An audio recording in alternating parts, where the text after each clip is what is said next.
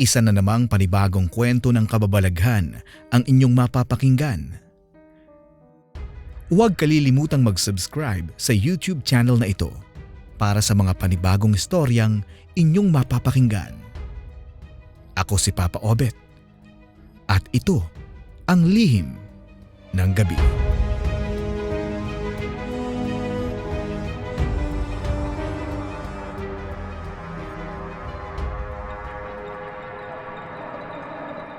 Ang kwentong inyong matutunghayan ay hango sa totoong buhay. Atin pong pakinggan ang istoryang ibinahagi ni Asyong na nagmula pa sa lalawigan ng Kabisayaan. Taong 1961, Siquijor. Noong mga panahong ito, kasalukuyan akong nabibilang sa angkan ng mga bertudes at manggagamot. Ang aking mga ninuno kasi ay bantog sa pagtatangan o paghahawak ng mga bertud at malalim na aral sa aspeto ng lihim na karunungan. Ang mga lihim na karunungan ng mga ito ay nagpasalin-salin na rin sa maraming henerasyon ng aming angkan. Sa katunayan, pang-anim na ang pamilya namin ni Tatay Lino sa nangangalaga ng mga bertud, buhat sa mga dahon, ugat, hayop, at kung ano-ano pang pinaniniwalaan naming nagdadala ng proteksyon sa aming mga sarili. Naniniwala din ang tatay ko noon na ang isang bertudes at manggagamot ay isang responsibilidad na kailangang pagtuunan ng pansin habang buhay. Dagdag pa nito sa akin na ang mga nilalang na nasa panig ng kaliwa ay nagkalat lamang sa buong lalawigan ng Kabisayaan. Mapabaryo man ito, bundok o kabayanan. Itong tatandaan mo, Asyong. Anak, nasa edad mong iyan, hindi ka na bata at hindi ka na rin ordinaryong tao. Kaya pag-ingatan mo sana ang iyong sarili. Dahil sa dami ng galit sa ating angkan marami din sa mga ito ang naghahangad na tayo ay pabagsakin. Maraming mga nilalang dito sa baryo natin ang palihim na nagmamasid sa ating mga kilos at galaw. Nariyan lang sila sa paligid, naghihintay ng tamang panahon at pagkakataon kung kailan nila tayo sasalakayin. Magkasunod na paliwanag ng aking ama. Sa puntong iyon, tumangulang naman ako sa mga paalala ng Tatay Lino. Dahil sa dugong dumadaloy sa aking ugat, bilang bertudes at manggagamot, ay hindi malayong mangyari ang kinatatakutan nito. Kung kaya naman, minabuti ko na rin sa aking sarili na hindi ko na kailangan pa ng maraming kaibigan. Sapat na sa akin ang magkaroon ako ng 1 hanggang 3 kaibigan na mapagsasabihan ko ng aking mga problema sa oras ng aking kalungkutan. Paalala pa ng aking ama na hindi namin kailangan ng isang tao ang sandamakmak na kaibigan para masabing isa kang mabuting tao. Lalong-lalo na kung ang iba sa mga taong gusto kong maging kaibigan ay siya rin palang magpapahamak sa akin at maglalagay sa peligro balang araw. Kung kaya naman naisip ko din na may punto naman ang lahat ng sinabi ng Tatay Lino. At ito'y para na rin sa aking kapakanan. Makalipas pa ang mga araw, nagpatuloy lang ako sa buhay na aking kinagisnan. Sa bawat pasyenteng pumupunta sa aming pamamahay para manggamot, ay hindi ko naman tinatalikuran at hinaharap ko ang mga ito bilang tao. Kaya naman sa dami ng mga mambabarang at mangkukulam na aking kinakaharap at napapaslang, hindi ko rin maipagkakaila sa aking sarili na dumarami din ang aking kagalit at kaaway. Subalit sabi sa akin ng aking ama, hayaan ko lang daw ang mga ito. Gayunpaman, kung darating daw ako sa puntong kailangan kong makipagpatayan para patunayan ang bisa at galing ng tinatangan kong bertud, ay wala naman daw problema doon. Sa katunayan, nakahanda raw siyang sumuporta sa akin ano pa man ang mangyari. Sa bawat araw na dumaraan, Palagi na akong nakakakita ng mga tao na sumusulyap-sulyap sa aming pamamahay. At may mga pagkakataon pang nasa salubong ko ang mga ito sa daan upang pagbantaan. Asyong! Balita namin, ikaw daw ang may tangan at tagapaghalili ng inyong angkan na may tangan ng mga bertud mula sa kalikasan at mga hayop. Totoo ba? Derechahang tanong ni Mang Erning. Oo nga pala, Asyong. May nagsabi rin sa amin na mahusay ka na rin daw manggamot. Totoo ba yon? Dagdag pang tanong ni Ambet. Oo. Tama. Tama ang mga balitang nasagap niyong dalawa. Kaya binabalaan ko kayo na huwag ninyong subukan ang kakayahan ko. Subukan nyo lang gawan nyo ng sakit ang mga mahal ko sa buhay. Sisiguraduhin ko sa inyong dalawa na may kalalagyan kayo. Magkakasunod kong banta at paliwanag. Matapos kong makipagpalitan ng maaanghang na salita, tumalikod lang naman ang mga ito sa akin habang nagtatawanan. Ayon kasi sa aking mga nabalitaan sa ibang manggagamot, bantog na mambabarang at mangkukulam ang angkan na kinabibilangan nila Erning at Ambet. Sa katunayan, dinarayo ang mga ito ng mga taga-Karatig Bayan na gustong ibarang o ipakulam ang mga taong nakakaalitan ng kanilang mga parokyano kapalit ang malaking halaga ng pera. Giit pa ng ibang albularyo na walang pinipili ang mga ito basta malaking halaga na ng pera ang pinag-uusapan. Mapabata man, matandang babae, o kaya naman ay lalaki. Basta't kung saan kikita ang mga ito, papas lang sila ng tao nang walang pag-aalinlangan. Sa isip-isip ko naman, di bali nang manalasa sila sa ibang lugar, wag lang sa aking nasasakupan. Para kasi sa isang manggagamot na gaya ko, basta may nangangailangan ng tulong at pumunta sa aming pamamahay, masasabi kong wala na rin akong pakialam kung taga saan ang mga ito. Basta bilang albularyo, gagawin ko kung ano ang nararapat at ibibigay ko sa aking mga pasyente ang lunas na kailangan ng mga ito. Gayunpaman, naging mabusisi pa rin ako sa mga taong nagpapagamot sa akin.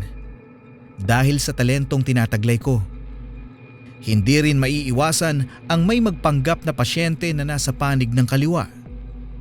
Ayon pa sa aking ama na normal lang daw ang mga ganoong senaryo para manmanan kami ng aming mga kaaway sa mga panggagamot na ginagawa ko.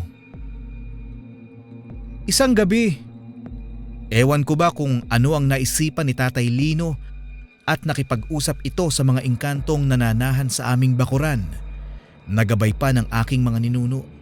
Ayon dito, wala na raw ang bisa ng mga usal na nakaikot sa aming pamamahay at bakuran. Gawa ng pumanaw na daw ang mga ninuno namin na nagbaon nito. Dagdag pa ng aking ama na pinayuhan daw siya ng mga engkanto na muling magbaon ng mga malalakas na usal sa bawat haligi ng aming bakuran at pamamahay, upang sa gayoy hindi makapasok ang presensya ng mga aswang, mambabarang at mangkukulam. Asyong, anak, sa darating na araw ng Biyernes, pasado 3:00 ng hapon, maglalagay tayo ng poder papaikot sa ating bakuran at pamamahay. Ito kasi ang mariin na habilin ng mga gabay nating engkanto. At magpasalamat na lang tayo sa mga nilalang na iyon. Dahil kahit wala na ang mga lolo mo, ay hindi pa rin nila tayo pinababayaan, lalo na sa mga pagpapala. Magkakasunod na paliwanag ng aking ama na sinang-ayunan ko naman. Ayon pa rito, na darating ang araw na makikita at makikilala ko rin ang mga gabay na engkanto ng aming angkan. Kung sino at kanino nang galing ang aming mga bertud at malalim na aral ng lihim na karunungan. Pero marami pa ding agam-agam sa aking isipan ng araw na iyon. Lalo pa nga at ang ibang mga pinsan ko ay wala namang kainteres-interes na magtangan ng kahit ano pang uri ng pananggalang. Ayon kasi sa mga ito, na ayaw daw nilang sundan ng yapak ng lolo naming albularyo. Tapatan ding sinabi sa akin ng mga ito na kontento na raw sila sa maayos at simple nilang pamumuhay. At ayaw din ng mga ito na masasangkot sa kaguluhan na may kinalaman sa aspeto ng lihim na karunungan. Bilang panganay sa aming magpipinsan, iginalang ko naman ang kahilingan ng mga ito. Ngunit ang pangamba sa kaligtasan ng mga ito ay 100% nakatatak sa aking isipan. Hindi ko rin maipapangako sa aking sarili na bihasa na ako pagdating sa lihim na karunungan. Dahil iba pa rin kung may sarili silang bakod sa kanilang katawan na galing sa aking ama. Sa paglipas pa ng mga araw, laking pagtataka ko naman nang sunod-sunod na dumating ang mga taong akay-akay ang kanilang mga kamag-anak. Ayon sa mga ito, kapwa daw binarang at kinulam ang kanilang mga mahal sa buhay sa hindi nila maipaliwanag na kadahilanan. Kung kaya naman biglang kumunot ang noo ko ng araw na iyon nang marinig ko ang sinabi ng mga ito. Dahil sa dami ng ginamot ko sa baryo namin, hindi ko rin maipagkakaila na ngayon lang ako dinagsa ng 6 na pasyente na may pare-parehong karamdaman. Asyong, anak, hindi kaya iisang tao lang ang may gawa ng mga sakit na ito? Hinalang tanong ng aking ama. Hindi ko po alam, tay. Malalaman po natin yan mamaya kapag nahawakan ko na yung mga taong ito. Tugon kong paliwanag. Maya-maya pa nang maihanda ko na ang mga bagay-bagay na aking gagamitin, dito ko na inumpisahan ang ritual at gamutan. Habang ang mga engkanto na nasa aming bakuran ay binabantayan ako at bumubulong sa aking isipan. Noong mga oras na iyon, nagpresenta din si tatay na siya ang gagamot sa 3 kinulam at sa akin naman ang 3 binarang. Sa unang tingin, ordinaryong sugat lang ang umusbong sa balat ng mga pasyente ko. Subalit nang mag-umpisa na akong umusal ng buhay na salita, dito na ito naging presensya ng mambabarang. Bulong pa ng aking gabay, isarado ko daw muna ang posibleng lalabasan ng mambabarang bago daw ako makipaglaban.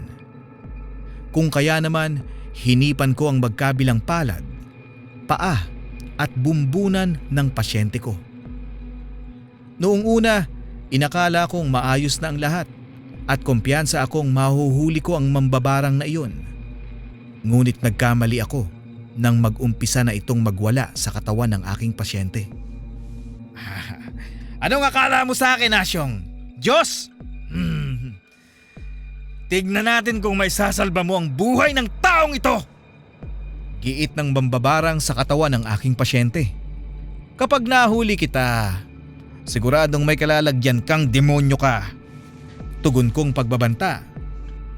Maya-maya pa, gamit ang isang aral, hinipan ko ito sa kanyang pagmumuka. Kung kaya naman kusang lumabas ang maliliit na uod sa sugat ng pasyente ko na nagpapabigat sa katawan nito. Ilang minuto pa ang nakakalipas, biglang kumalma ang pasyente ko. Isang indikasyon na naubos ang lakas ng nilalang na iyon. Tangan ko ang isang garapon na paglalagyan ng mambabarang nang biglang tumirik ang mata ng pasyente ko habang nangingisay ang buong katawan.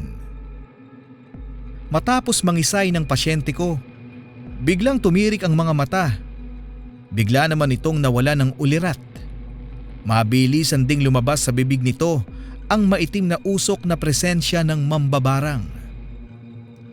Kung kaya naman, nakaalpas ito sa akin habang humahagalpak ng tawa sa hangin na tanging kami lang ng ama ko ang nakakarinig. Kaya naman ang 2 mambabarang sa katawan ng 2 kong pasyente ang pinagbuntunan ko nang nag-aapoy kong galit. Dahil sa baguhan ng mga ito sa aspeto ng barang, hindi ko na rin binigyan pa ng pagkakataon ng mga iyon na makaalpas gaya ng mga nauna. Matapos akong makipaglaban sa mga nilalang na iyon, at tuluyang mapaslang ang mga ito. Inabot naman kami ni Tatay Lino ng hapon.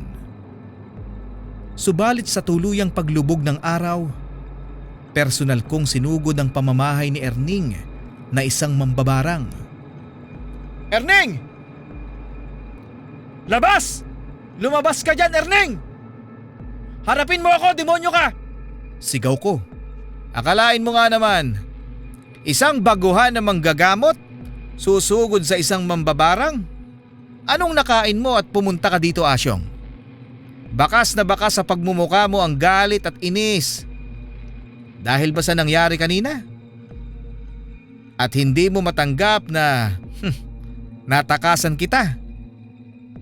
Magkasunod na paliwanag ni Erning habang nakangisi. Nandito ako para paslangin ang mga gaya mong salot at bayaran ng mambabarang. Tugon ko.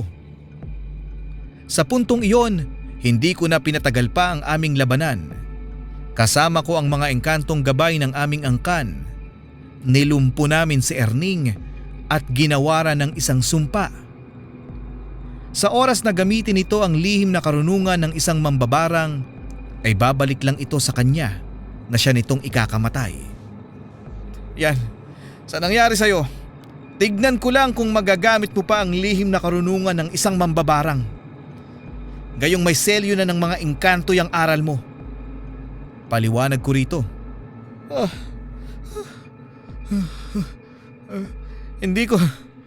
Hindi ko sukat akalain na may mga gabay kang engkanto, Asyong. At maling-mali na tinawanan namin ni Ambet ang kakayahan mo bilang bertudes at manggagamot. Pagsisising tugon ni Erning. Sa kabilang dako naman, ganun din ang ginawa ko kay Ambet para hindi na magamit nito ang kanyang lihim na karunungan. Dahil nga sa may selyo na ng mga engkanto ang sumpang aral ng mga ito, ay otomatikong papatayin sila ng sarili nilang aral kapag sapilitan nilang ginamit ang mga ito. Dagdag pa sa akin ng mga engkantong iyon na mararamdaman daw nila ang mga ito sa oras na magsagawa sila Erning at Ambet ng kulam at barang. Kung kaya naman nang matapos ang problema ko sa mga mambabarang at mangkukulam, bigla namang napabalita ang pananalasa ng mga aswang sa kabilang baryo. Kung kaya naman bago pa umabot ang mga aswang na iyon sa aming baryo, ako na mismo ang pumunta sa kabilang baryo at hinanap ko ang kinaroroonan ng aswang. Sa paglalakad ko sa baryong iyon, binati pa ako ng mga taong nakakakilala sa akin. At ayon sa mga ito, isang paraduno daw ang nambibiktima sa mga bagong silang na sanggol. Gayon din sa mga taong may malubhang karamdaman na malapit ng bawian ng buhay. Sa pagtsatsaga ko sa baryong iyon, bigla naman akong tinawag ni Mang Eric na isa ding manggagamot at talisman.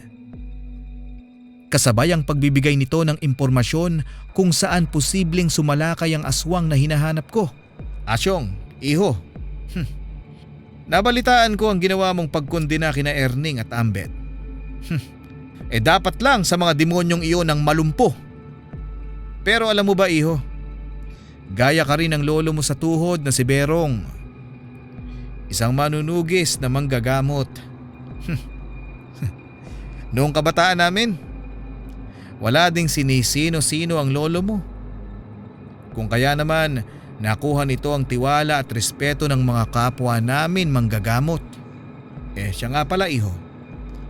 Medyo matanda na ako, kaya hindi ko na kayang makipaglaban. Puntahan mo ang bahay ni Manong Panyong mo.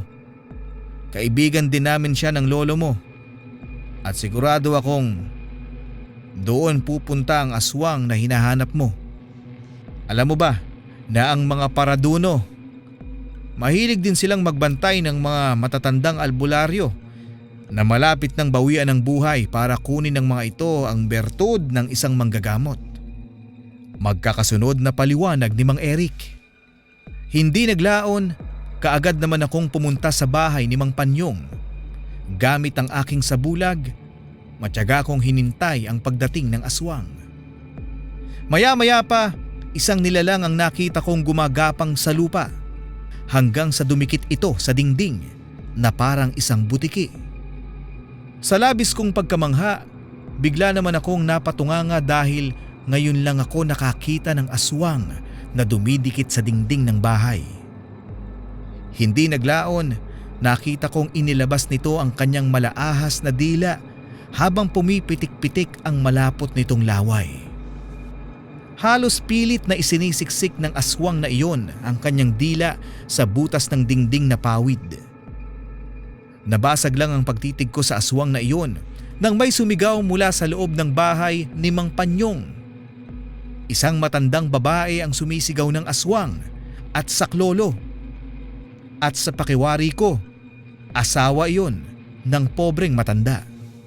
Maya-maya pa, nang papatakas na ang aswang na pupunta sa direksyon ko, dali-dali ko naman itong binato ng tigalpong pamako. At sa pagsubsob nito sa lupa, kaagad naman akong nagpakita rito. At walang tigil ko iyong pinagsasaksak hanggang sa bawian ito ng buhay. Samantala bago pa dumating ang mga miron, ikinubli kong muli ang aking sarili gamit ang aking sabulag. Upang sa gayoy, hindi ako makita ng mga ordinaryong tao na makikiosyoso sa bangkay ng aswang.